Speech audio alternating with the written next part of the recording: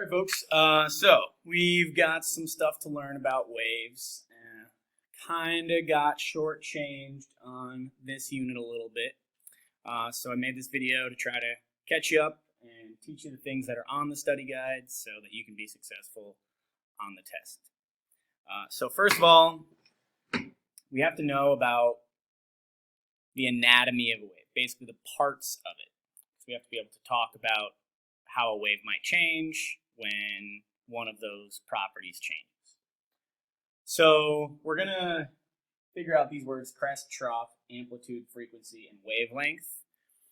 The best way to do that is to draw a wave. Okay, so the first thing we're going to do, we're going to draw and label our wave. And so if you imagine that there's a pool of water here, it's nice and flat. It's nice and flat because there's no wave yet. But if you drop a drop of water in there, it's going to create a wave. And that wave might look like this. Okay? We call this a transverse wave. There are other types of waves, which we call longitudinal waves. This is a transverse wave. How we can tell that it's a transverse wave is that it has crests and troughs. The crest is the top of a wave, and the trough is the bottom. Okay. We call this middle position the resting position. We could also call it the equilibrium position. This is basically where that would be if there was no wave. But when there is a disturbance, a wave is made. Okay? Now we can measure a few distances on this wave. One of them is called the amplitude. The amplitude is basically how tall a wave is. It's the distance from the resting position up to the crest. And that should also be considered from the resting position to the trough. Either one is the amplitude. It's not all the way from the top to the bottom. It's from the middle, the resting position, to the top or to the bottom. Now the wavelength is the distance from one crest to the next crest. Basically, it's how long the wave is. That's why we call it the wavelength. How long is it from here to there? Okay. So if we compared two waves, right? That wave and that wave, you can see that this one would have a bigger wavelength. Now we could also compare two waves. One that might look like this, and one that might look like this.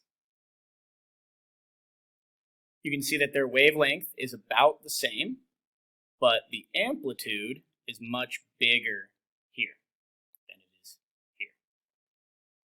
Okay? And that pretty much covers all of those words up here at the top that you can define. The crest is the top, the trough is the bottom point, the amplitude is that distance from the resting position to the top, and the wavelength is that distance from crest to crest. Now frequency is a little bit harder to explain because you can't put it on that diagram. But basically, if you have a wave, this wave is going to travel, and it's going to take time for that wave to move. So if we imagine that this wave took 1 second to travel that distance, we could figure out its frequency, because frequency is the amount of waves per second. So this wave right here, if it took 1 second for it to have 3 waves, 3 crests, then we would say that the frequency is 3 hertz. Hertz is the unit we use to describe frequency. However, if you had another wave that looked like that, and it took the same 1 second for that wave to travel, this would have 1, 2, 3, 4, 5, 6 waves in 1 second. It would have 6 hertz. And we could say that this has a higher frequency than this because there's more waves in the same amount of time. Okay? So that's a lot of what you need to know right there. And that's maybe the stuff that you already know. So we're going to talk about a few others. So number 2, there's kinds of waves. Some of those waves can travel through space. Some of those waves, like sound, needs air or water or some medium to be able to travel. Okay? And so the 2 kinds of waves here, the first is a mechanical wave.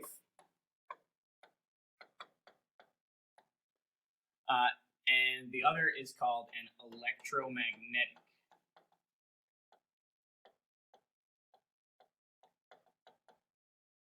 Okay, so mechanical waves need to travel through matter, like air or water, so they need to travel through a medium.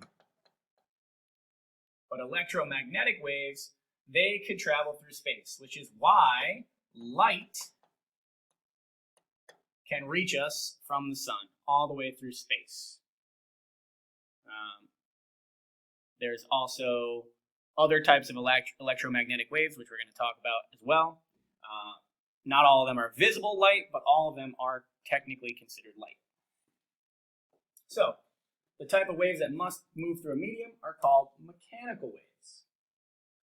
There are 2 kinds of mechanical waves. We could have a transverse mechanical wave, or we could have a compressional wave or a longitudinal wave, which we're going to get to a little later on. But basically, a longitudinal wave might look like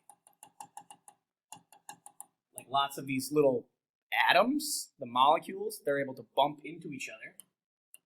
And so what we get is areas where they're all really, really close together, like this area or this area.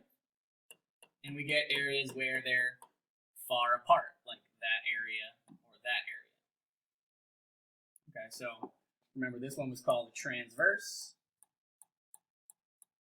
and these were called longitudinal.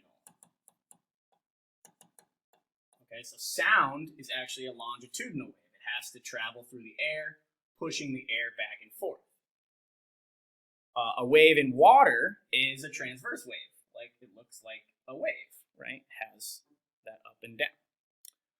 On the other hand, we have electromagnetic waves. All electromagnetic waves are transverse because they don't have a medium. So there's no way that they could look like this longitudinal wave with these particles pushing each other because they don't need to push around matter. Okay. All right, so that's a lot of the basic stuff. I'm going to pause there. That's going to be sort of introduction video. Okay. That gets you through the first 3 questions of the study guide. We're going to be back with another video in a minute.